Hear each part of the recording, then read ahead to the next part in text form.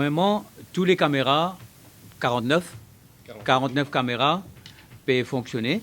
Il y a une caméra que flic en flac qui finit désactivée, pas encore réactivée parce qu'il peut faire un rond-point là-bas.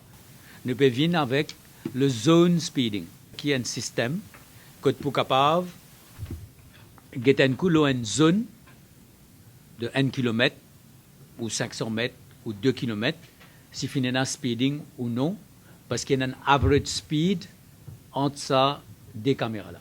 Après, venir avec un système mixte, que tu peux avoir un spot speeding checks et une zone speeding checks. Quand on fait zone speeding, peut-être nous sommes capables de tirer un certain nombre de caméras.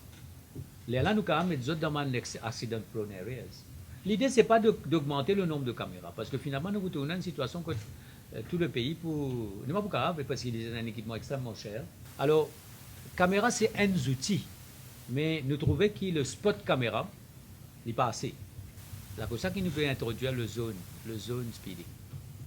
Nous peut donner une attention particulière à une moto. À partir du 1er novembre, nous prenons 3 mois, une motocycliste pour besoin sans autre plaque et servir une plaque standard à l'arrière de la moto. Pour le fond jaune et l'écriture sera en noir. Et sa plaque-là, il est capable enregistrée par la caméra. Donc, à partir du 31 janvier, une motocyclette qui peine à sa plaque-là, il peut déjà commettre une offense. Aujourd'hui, tout le monde peut conduire toute motocyclette. À partir de janvier 2016, tout learner qui peut donner, il peut valable seulement 1 an. Et pendant ça 1 an-là, tout le monde continue à conduire le learner. Donc, nous pouvons venir avec un test qui peut venir obligatoire. Ça veut dire un monde qui prend un learner à partir de janvier 2016. Ce learner peut valable pour 1 an. Et pendant ça 1 an-là, il passe ce test. S'il ne passe ce test, il ne va pas conduire la motocyclette. Pour avoir un nouveau amendement à la loi, pour avoir une sanction plus grave pour l'alcool au volant, un excès de vitesse, un accident mortel impliquant les hit and run. Ça veut dire un accident et là, il laisse ça qui est la victime, le blessé, il laisse sur la place et il est sauvé. Et souvent, l'explication qu'il lui donnait, qu'il n'y gagne pas. Et qu'il y a un moment de panique, il continue. Mais nous pouvons dire, la première chose que tu faisais faire, nous comprenons ça, mais tu viens de la première station qui est prête. Et si tu arrives dans la première station qui est prête within half an hour, capable peut-être donner les soins. Normalement, seulement, il y a ça, l'autre, la loi qui dit comme ça, qui non-assistance à personne en danger, il est un délit. Parce qu'au fin de blesser un jimoun et on ne peut pas donner les premiers soins. Si nous pouvons faire de sorte que des sabanes offenses-là, deviennent arrestable offenses dans la majorité des cas. Si un jimoun en état d'ivresse, c'est pas arrête-lui et capable de détenir lui. Aujourd'hui, on a 4 heures de temps pour déclarer un accident. Nous pouvons réduire ça 4 heures de temps là. Quand un jimoun meurt d'un accident, nous appelons ça involuntary homicide. Et il y a quelque chose qui nous appelle motor manslaughter. Il dit comme ça que quand on peut rouler 120 km/h, on peut faire rallye à 120 km/h, on ne peut pas dire qu'on a l'intention de tuer. Alors nous pouvons introduire cet élément-là dans la loi. Dans le cas de la police, quand il y a un accident fatal, la police peut faire une motion pour une suspension temporaire du permis de conduire. Et nous dit la Cour donne ça. Dans le passé, tu donnes à la police le pouvoir de suspendre le permis quand un délit a été commis. Mais ça a été déclaré anticonstitutionnel par la Cour.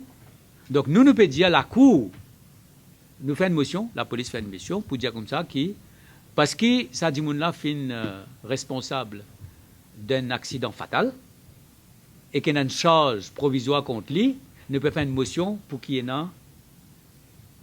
une suspension provisoire de ce licence. La suspension et le fait que le retrait d'un permis ne peut venir que de la Cour. Hein. Ça peut être une sanction finale. S'il y a récidive, nous avons déjà fait travailler un certain nombre de règlements. Donc là, nous pouvons faire une manière qui... l'objectif, c'est de passer dans sa session parlementaire. 104 personnes qui sont décédées. Hein? 104 personnes qui sont décédées dans un accident fatal. Maintenant, nous avons une catégorie de victimes. Nous avons 34 piétons.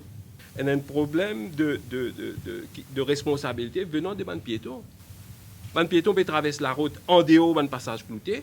Il fait un footbridge, plusieurs places de l'autoroute. Et un piéton, vous êtes responsable, vous n'êtes pas prendre la peine pour traverser le footbridge. Je préfère prendre le risque, attendre un véhicule, veiller un moment, je traverse. C'est une responsabilité totale. Il y a une offense. Hein? Si vous traversez la route comme un piéton, c'est une offense que vous pouvez faire. Au niveau du traffic branch, nous mettons un plan d'action que nous pouvons adopter une politique de tolérance zéro. Au niveau du traffic branch, nous pouvons assurer qu'il y a une présence policière dans le moteur du traffic branch tout au long de la journée et de la nuit. Nous pouvons faire une VCP qui partenait auparavant l'autoroute M1ND. Pour canaliser de une VCP, nous pouvons faire un test de routine. On va avoir un speed check que nous pouvons faire. Alors, tout ça, nous pouvons faire pour ralentir le trafic.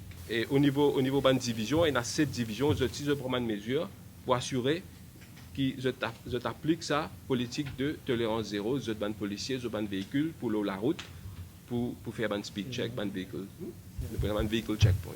Mon travail sera d'expliquer que la lutte contre l'insécurité routière, c'est une affaire de stratégie, de méthode donc, et il nous faut des outils. On ne peut pas effectivement appliquer le modèle réunionnais ou français sur le modèle mauricien. Tout ceci va m'amener, et m'amène déjà avec les gens du trafic management, trafic unique et tout le reste, de voir quelles sont les orientations sur lesquelles on avait envisagé à l'île Maurice de construire le nouveau plan d'action et comment soit entériner, soit réorienter les actions. Mon travail, c'est de venir éclairer sous un autre angle peut-être les pratiques, les orientations et les adapter à une réalité que l'on connaît peut-être encore que de manière imparfaite. Donc le coordinateur à la sécurité routière, il vient essayer d'amener une méthode d'analyse, à partir de cette analyse, une méthode de travail, qui peut faire quoi et comment on peut le faire, et ce qui amène nécessairement à une collaboration interservices. Mais tout ceci dans un but, réduire le nombre et la gravité des accidents. J'espère bien concourir à une réduction du nombre d'accidents, mais c'est un travail collectif, et sans doute que les mesures immédiates auront un effet immédiat, mais on devra effectivement compter sur les mesures à plus long et moyen terme.